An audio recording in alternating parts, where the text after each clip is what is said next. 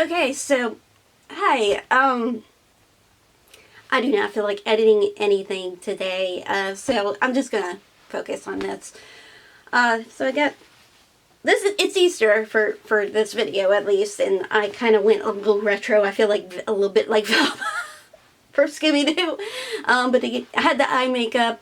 I still have the eye palette that I did for like the cosplay for my gym, for Gym and Holograms cosplay, and I'm like, it's a big makeup palette, so I'm like, you know what, just fool with it and start doing little makeup. So I went retro.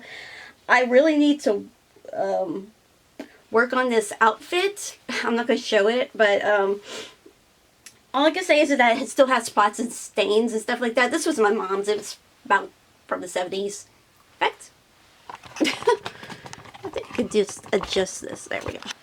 Yeah, so like this. And I got this when I was a kid. It's Ten Commandments when I did like the Sunday school stuff.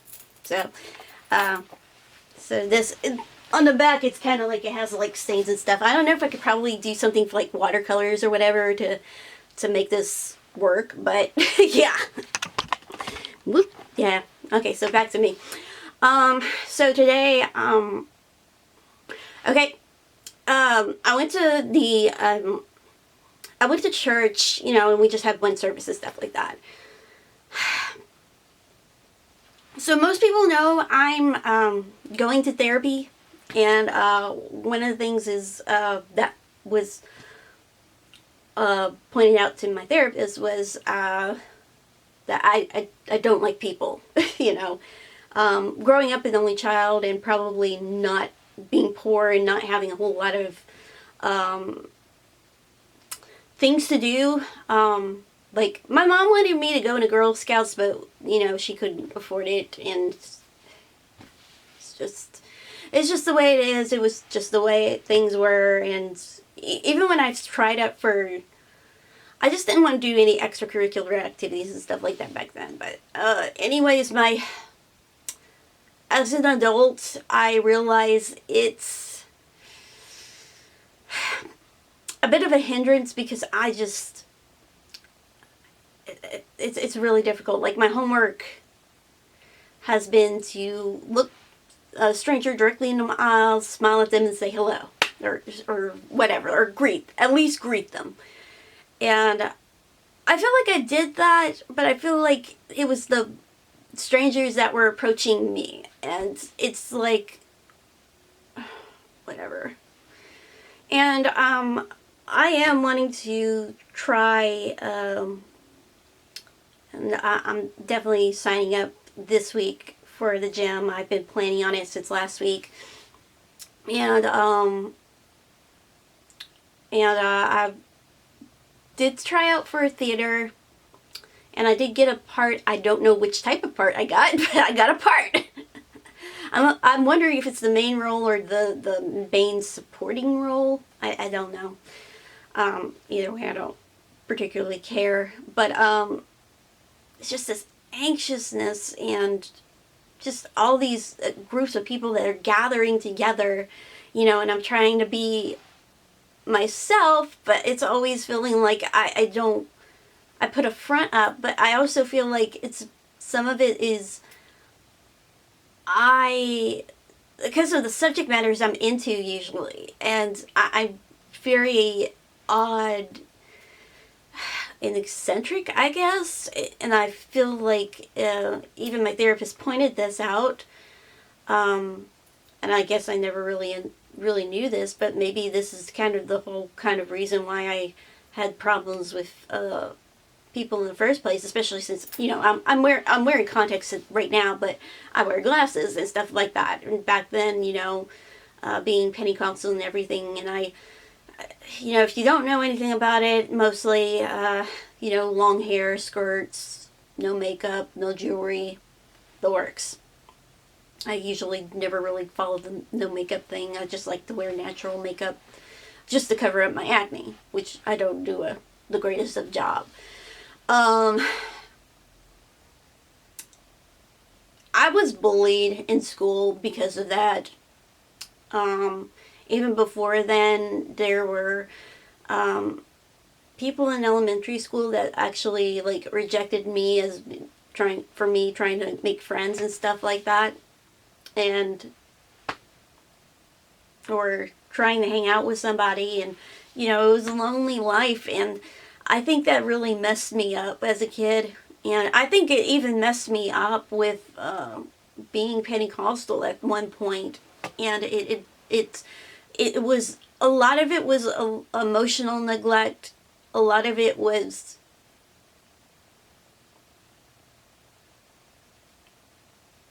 just poverty.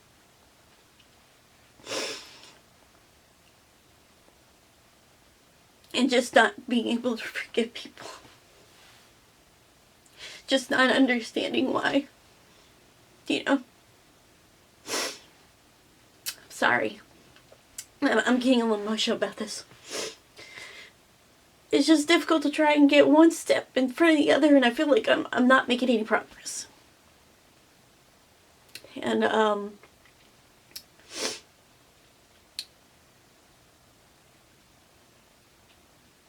I am trying to get over my anxiety and trying to meet people and make friends, especially how old I am, and find somebody, and get in shape, and just find something to do that inspires me, Oh God.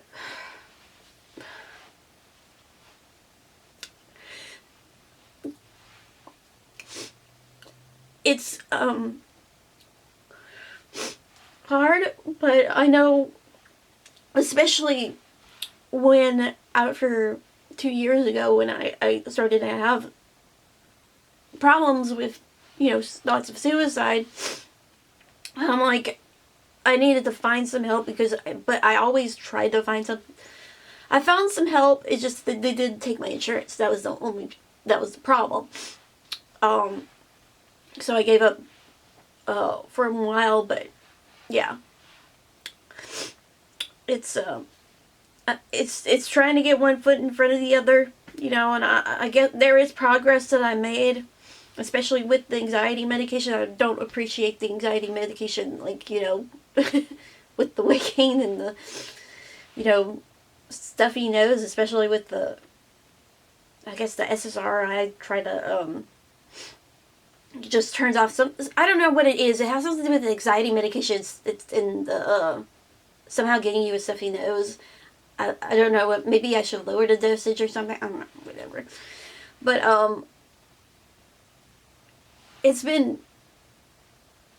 it's difficult for me to just, talk to a random stranger and say hi because of so much rejection that I have in my past. I blamed the standards, some of it, but then when I left the Pentecostal church, I realized even then that it alleviates some problems, but it didn't alleviate all the problems. And finally going out, trying to make friends and stuff like that, I still had some issues with my peers, and in some of the personal situations I was being judged for when I made new friends, and now they kind of came and went, even though the shallowness of Facebook as Facebook friends. Like, I don't barely even talk to anybody, but it's just, it's sad really, but the biggest saddest thing is, nobody from the church that I left, and I'm not talking about the Pentecostal church or anything like that, it's the church I was attending and got upset about. I'll link it, to explain the whole situation. Just a disagreement, left. No friends came to my dad's funeral to help me or comfort me or anything, And I only had one friend. Everybody else was friends from my mother's church, or band members that my dad played, Oh, you see what I'm dealing with. And what to do. I mean, this is a parasocial relationship when I'm talking about this and vlogging about this kind of information. But it's so difficult because, you know, dealing with rejection and peer rejection, and I feel it deeply because I keep my feelings to myself. You know, I don't agree with people telling their kids that, you know, keep your feelings to yourself or something like that, because that can have a positive and a negative issue, because I keep all my feelings, how I feel inside, and I can't be who I am and how I feel. But when I let other people feel the way they feel and express how they feel, when I get angry or upset or something, I get anxiety when somebody else kind of retaliates and gets angry and upset and all that. And I'm like, I don't know how to. I don't know how to do that, and I'm learning to be able to assert myself, especially in negative situations.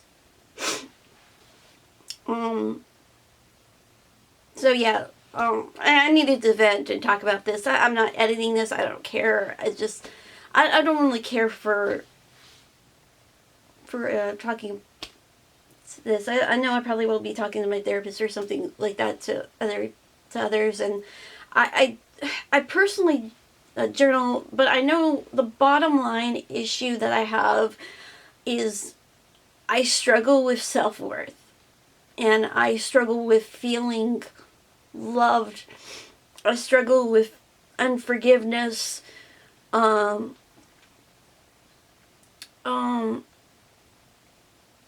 I struggle with this bullying stuff online, you know, not for me, but other people that are dealing with it. And I just feel powerless. There's times where I just feel like I'm not good enough. Anyways, that's kind of my emotional diarrhea, if you will, of trying. You know, I haven't given up on God, or I don't blame God. The only thing that I blame God for is why couldn't he let me at least say goodbye to my dad? If he was going to take him, at least just air my grievances and issues with him and say goodbye to him, and that was it. You know.